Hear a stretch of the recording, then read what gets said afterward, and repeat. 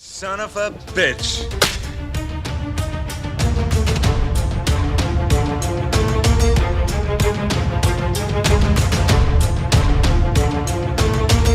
Groovy.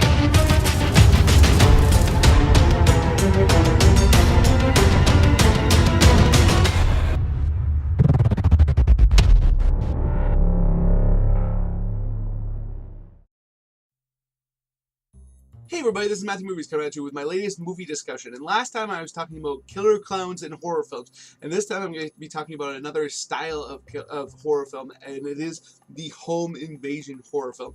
Personally, I have a great deal of love for these films. I find them to be very, very creepy. I think the idea of, you're in your house, you're living your day-to-day life, and all of a sudden it's invaded by a group of people or a person that is out to get you is very, very scary and really gets to the core of what appeals to me about a horror film, where you get this adrenaline rush and these feelings of helplessness, and the whole idea of your home being surrounded or being entered by people who are wanting to do you harm, and it's the location where you feel the most safe and protected. I mean, just absolutely stunning. And I think there have been a number of fantastic home invasion films over the years, and I'm going to be talking about some of the ones that I think stand out the most for me. Now, right off the hop, one of the ones I'm going to talk about is I've only seen the American remake of, and that is Funny Games. I have heard that the original film is actually better.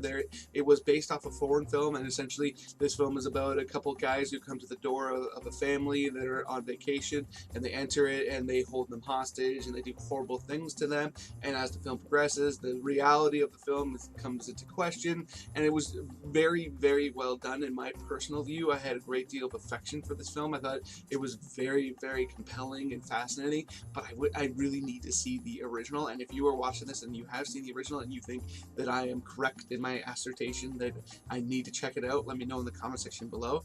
And another one that I always think of very quickly is a film called You're Next, and I thought it was absolutely fantastic. It focuses on a family that are living in a house, and all of a sudden a group of people come in, and they're, like I said, that they're doing the classic home invasion. They're trying to kill them, but the twist here is that there is somebody there who has been trained in order to defend herself, and you see her as the film progresses taking on these people and taking them out. And it's this really, really well told story, and how the film progresses and plays out, where it's very, very fascinating, because it is a home invasion film through and through. There are these people coming in trying to kill everybody, but before too long you realize the most dangerous person is on the inside.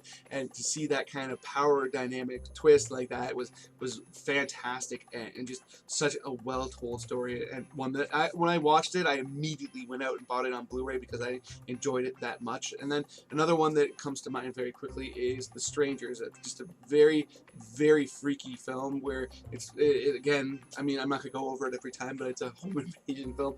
But I mean, this is another one in which the people that are trying to get in are wearing masks, which is another reason why I think of it very soon after I think of You're Next. And it was just very, very well told, and it was interesting because they set up this couple that are having marital problems, and as the film progresses, how that all goes out the window as they're trying to survive together, and you have this feeling of almost, thinking that they might have been brought together by this, and their relationship may end up working out after all if they only can survive this night, and the way the whole film progresses, and when you find out the ultimate motivation of the people that are trying to get in and kill them, it was very, very compelling, and your heart rate throughout this film is going to be, I mean, just great. And for me personally, I would say probably my favorite home invasion film of all time is one that actually came out last year or this year. I can't remember if it was 2016 or 2017. I think it's 2017,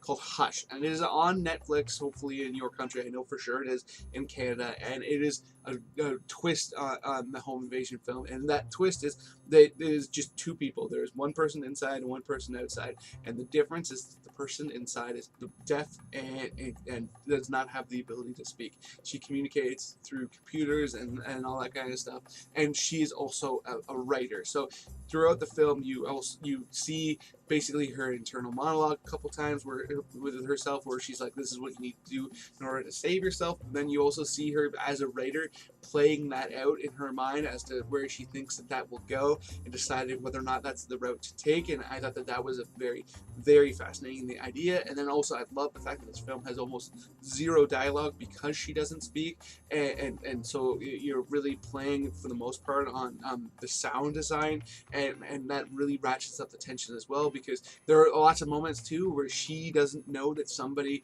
is around her. Like when she goes outside of the house, like you as an audience member, you're able to basically rely on your ability to hear him coming because he's stepping on leaves or twigs or what have you, but she does not have that, so you have the upper hand on her just as he does. So there's this feeling, because you're trying to protect her, where you could understand somebody yelling at the screen being like, no, you can't go in there, and that's just so well told. And another movie that is a home invasion film with masks is Purge, and you can say that about all of them, but I'm just gonna be talking about the original because for me it is the only one that I really got much out of. And I will say this: the major problem I have with The Purge, even though I do find it to be enjoyable because I think the core concept is interesting and to see it play out is cool, the major problem I have with it is that the family at the center of this film is so stupid. I mean, they set up this idea that there are people that are going to be trying to get in to kill them, and they set up this idea that they have this very advanced security system, and then within minutes, one of them takes it down in order to try to save somebody on the outside, and it's just so stupid. And the way that the whole thing plays out from there, I mean, you like, it's so dumb. The actions of almost everybody in this film, what they do, just mind-boggling to me, just because it's so dumb. And one of the first home invasion films I ever saw was this movie called When the Stranger Calls, and this movie sets up at the beginning of the film. It is based on the old urban legend of the babysitter who's at a house, and she gets a phone call, and keeps getting asked, have you checked the children, and then finds out that the reason why she's being asked that, when she calls the cops and has them trace the call, that is coming from inside the house, and there's a person in there that has killed the children and is going to kill her. And that's where that film kind of sets off. And at the beginning of this movie, the guy who's in the house gets captured and gets sent to prison, and then as the film progresses, he gets out and he tracks her down again, and he's coming for her, coming in her house, and it goes from there. It just creeped me right out as a kid, and probably I was too young to see it, but my parents were pretty lax in that regard. And the opening scene is freaky, the last bit is freaky, the part in the middle is just pretty freaking weird because it's all kind of his story. She's out of it for a large part, and that's a whole thing. But overall, very, very entertaining film that has completely stuck with me all of these years later, like 30 years later almost.